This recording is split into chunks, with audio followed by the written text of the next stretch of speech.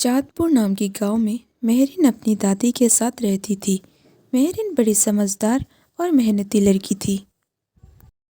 मेहरीन बेटा, तू कहाँ गई थी? घर पे खाने को कुछ नहीं है, मैं क्या बनाऊँ?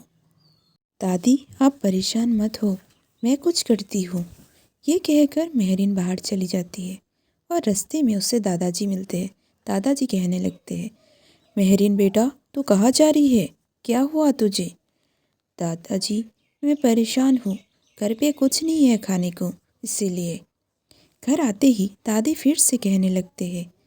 बुढ़ी दादी की परेशानी देखकर मेहरीन भी बड़ी परेशान थी, लेकिन वो कुछ कर नहीं पा रही थी क्योंकि उसे कोई काम नहीं मिल रहा था। मेहरीन ने फैसला किया वो काम की तलाश में बाहर जाएंगे और वो अपनी दादी को कहकर बाहर जा रही थी। दादी, आप परेशान मत होना, मैं काम की तलाश में जा रही हूँ। गांव के पास एक रहस्यमय जंगल था। उस जंगल में गांव के लोग नहीं जाते थे, लोग डरते थे। लेकिन मेहरीन बड़ी परेशान थी, घर पे कुछ नहीं था खाने को। दादी भी परेशान थी, इसीलिए वो जंगल से जा रही थी। जाते जाते रात हो गया और वहाँ पे एक बूढ़े आदमी मिलते हैं उससे, और वहाँ पे ही ठहरते हैं वो। बूढ़े आदमी कहने लगते हैं, बेटा, तू कौन है? यहाँ पे क्या कर रही है? ये जंगल बड़ा खतरनाक है, यहाँ पे अकेले अकेले मत घूम।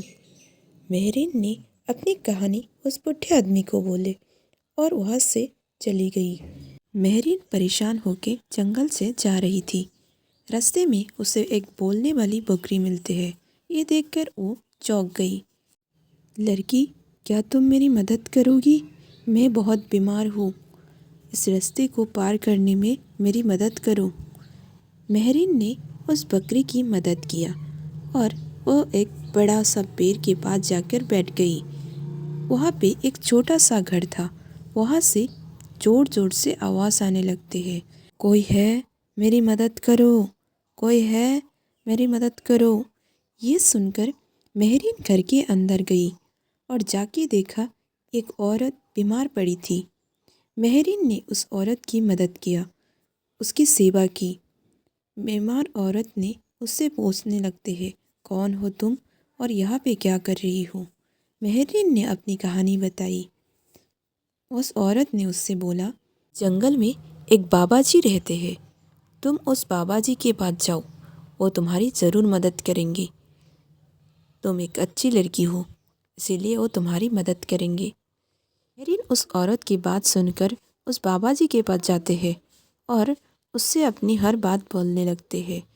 बाबा जी ने कहा, मैं तेरी मदद करूँगी, तू एक अच्छी लड़की है, तू इस रास्ते से सीधे जाते रहना, तुझे एक बड़ा सा गुफा मिलेंगी और उस गुफे के अंदर तुझे बहुत सारा खजाना मिलेंगे।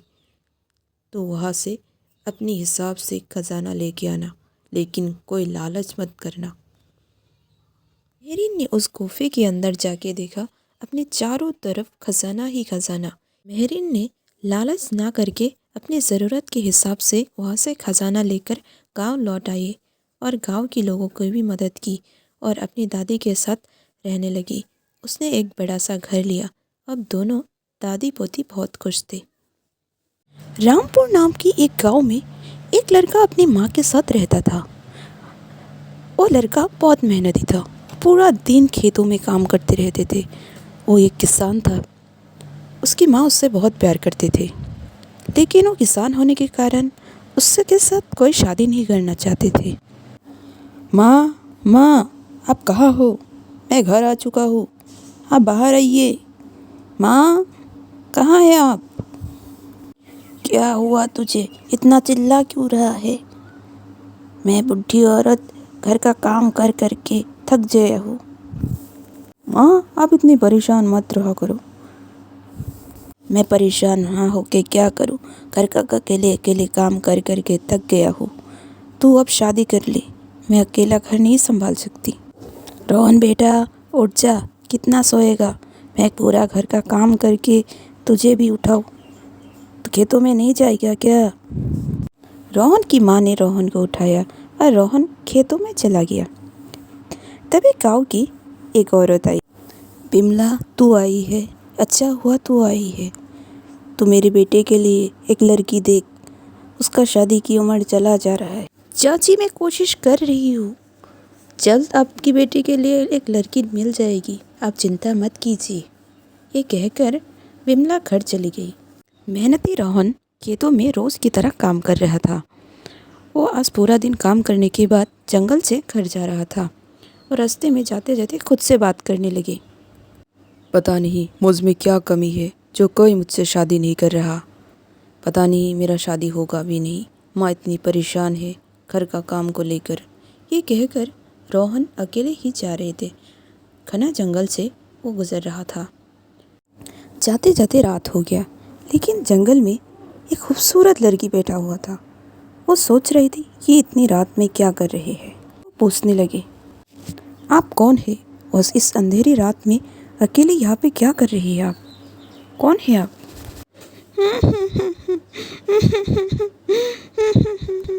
मेरे नाम मीना है। मेरी सौतेली माँ और बहन ने घर से निकाल दिया। मैं इस रात में कहाँ जाऊँ? मेरा कोई नहीं है। मीना, तुम परेशान मत हो, सब ठीक हो जाएंगे। तुम चाहो तो मेरे साथ चल सकती हो मेरे घर। मेरे घर में कोई नहीं है, मैं और मेरी माँ ही रहते हैं।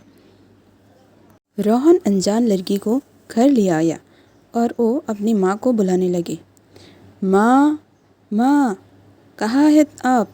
देखिए कौन आया है, जल्दी आइए। माँ, ये मीना है, ये आज से हमारे घर पे ही रहेंगे। ये मुझे जंगल में मिला। तू किसी अनजान लड़की को घर लेकर आ गया और कह रहा यही रहेगा। कौन है ये? ना हम इससे जानते हैं, ना तू जानता है। रोहन के समझाने पर उसकी माँ ने मीना को घर पे रहने दिया और मीना और उसकी रोहन की माँ बात करने लगे। मीना बहुत समझदार थी, मीना बहुत प्यारी भी थी। मीना से बात करते ही रोहन की माँ को मीना पसंद आने लगी। मीना, तू घर का काम कर लेती है ना बेटा? दिखने में तो बड़ी सुंदर है तू काम भी कर लेता होगा, मुझे विश्वास है। इधर सौतेली माँ और बहन परेशान हो रही थी मीना के लिए।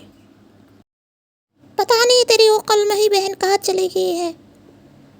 घर से तो गया लेकिन टेंशन छोड़ के गया। ना, आप परेशान मत हो, हम पापा को बोल देंगे कि वो किसी लड़के के साथ भाग गया।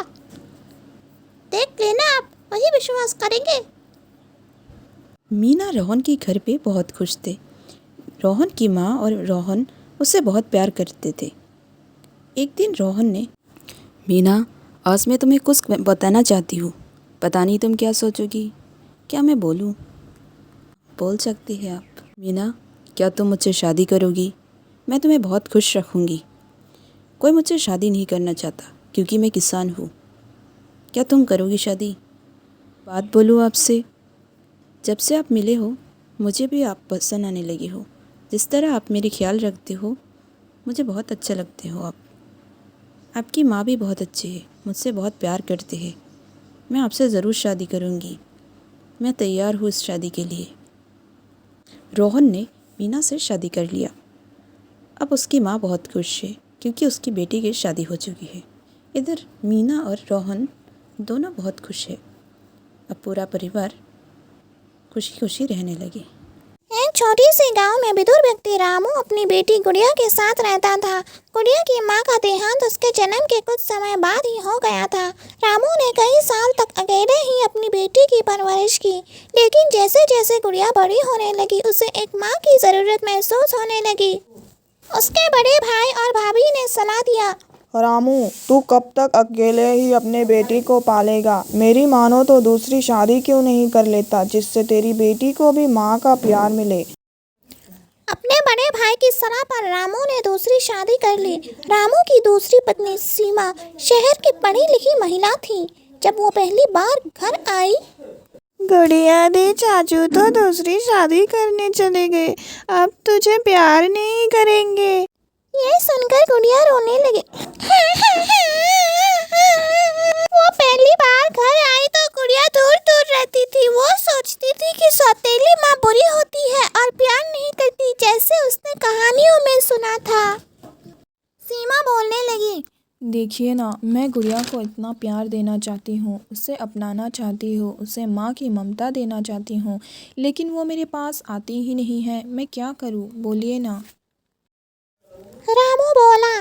देखो सीमा, तुम परेशान मत हो। तुम अभी इस घर में नहीं हो, इसलिए वो तुमसे डर रही है। सीमा ने भी धैर्य किया और उसने धीरे धीरे दोस्ती करने की कोशिश की। वो उसके बाल संवारती, उसका ख्याल रखती, उसके मनपसंद खाने बनाती।